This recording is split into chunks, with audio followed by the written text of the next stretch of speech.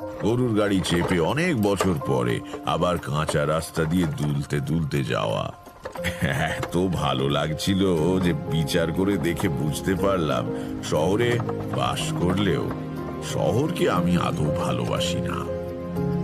গ্রাম আমার রক্তে মিশে রয়েছে।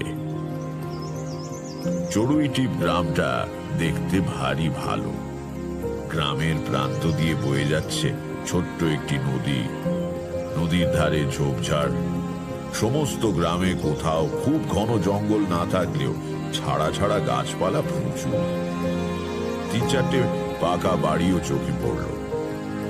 এছাড়া সবই হয় চালা ঘর, নয়তো ওই করগেট টিনের ছাদওয়ালা বাড়ি।